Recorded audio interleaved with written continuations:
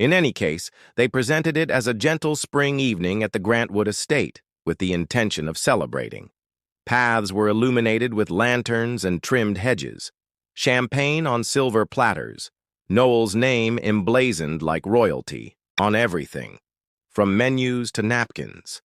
And in a sense, she was. Clarissa Grant's daughter, an heiress of venom and charm.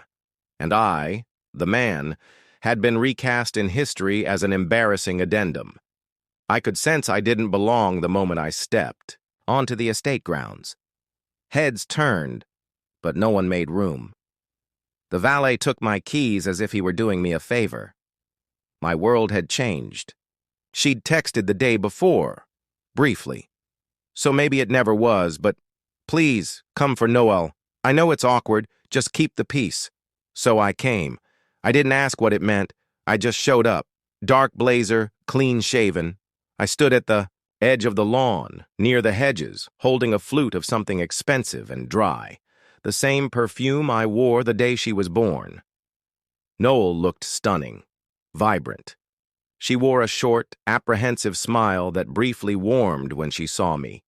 That was enough.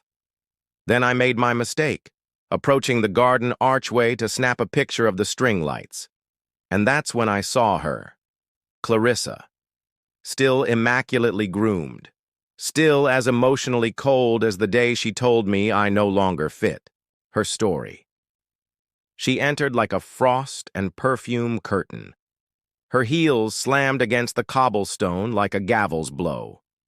When she saw me from across the lawn, she made a beeline. Drink in one hand, her mother's silver bracelet sparkling in the dusk. "You don't get to loiter like some proud father," she growled, her voice low and sharp. "I should have been prepared.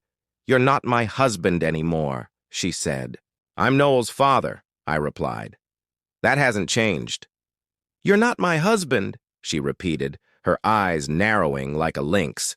She raised her voice, loud enough to stop the string quartet mid-song. Gasps, murmurs. Then she shoved me. Maybe it was impulse. Maybe she'd had too much to drink. Or maybe she knew exactly what she was doing. I lost balance. Arms windmilled, my loafers slipped on the marble fountain's edge. Then, splash. The water was cold, chlorinated. For a moment, I was completely engulfed. Then I popped back up, drenched and stunned, like a washed-up extra from a forgotten play. Gasps gave way to laughter. "He's lucky we even let him in," someone whispered. A waiter leaned toward me, uncertain. "Should I help him out?" "No," someone else scoffed. "Let him marinate." I sat up in the water, arms on the fountain's edge, still, silent. I gazed at Clarissa, her mascara perfect, her fury blooming, like wildfire in her chest. Behind her, Noel stood frozen, champagne flute trembling in her hand, wearing a soft yellow dress, eyes flicking between me and Dominic, her fiancé, who hesitated. Judge Conrad Grant, her father, watched from across the lawn, the same contempt etched on his face as in the divorce court. And I said only one thing: remember this moment. That was it. Calm, almost casual. Some chuckles lingered, but they died. Not all at once, like candles guttering out. Clarissa opened her mouth, but nothing came out. Maybe it was my smile. Maybe it was the silence. The fact that I didn't yell, didn't rage, didn't crawl. I simply sat, dangerously elegant. When the waiter offered help, I finally rose, shoes squishing, water cascading like punctuation. I placed my soaked blazer neatly over a nearby chair. Someone offered me a towel. I declined, not out of pride, but because I didn't want anything from them. I returned to my place behind the hedges, picked up my flute. They thought the fountain was the punchline, but for me, it was the prologue. The soaked blazer hadn't broken me. It had baptized me. And as I stood there, murmurs shifted. Laughter faded. Clarissa vanished into the tent, no doubt to rewrite the narrative. Recast herself as the victim, the tragic heroine. But I didn't need to shout, didn't need to make demands. I wasn't there to win favor. I was there to solve a problem. And then, the silence changed. A hush crept in like fog on a battlefield. Even the musicians stopped, unsure whether to keep playing or stand at attention. The estate gates creaked. A low, groaning metal melody echoed across manicured lawns. Heads turned, like deer sensing a predator.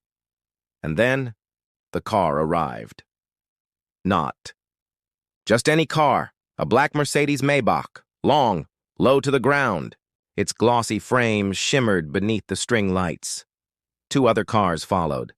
Silent, smooth, perfectly in sync. Not for show, for precision. Not limos, not Ubers. Clarissa reemerged from the tent, with the kind of entrance that doesn't scream for attention, but commands it. The lead car's rear door opened.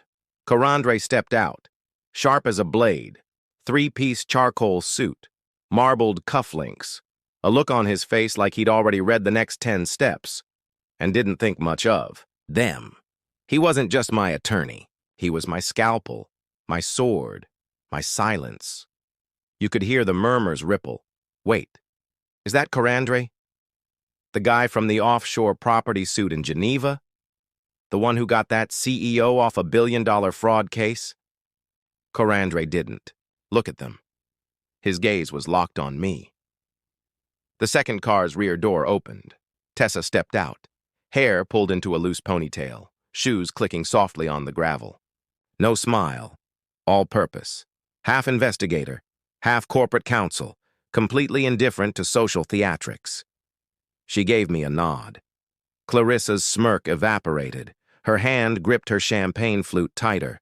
She looked at her father, the old judge, but even he seemed rattled. Corandre approached first, didn't comment on my wet shirt or soggy shoes. He simply handed me a new navy jacket, folded, pressed, complete with a silk pocket square in glacier blue. Not just clothing. It was a reminder. I had new moves. Then he turned to the crowd. He didn't need a microphone.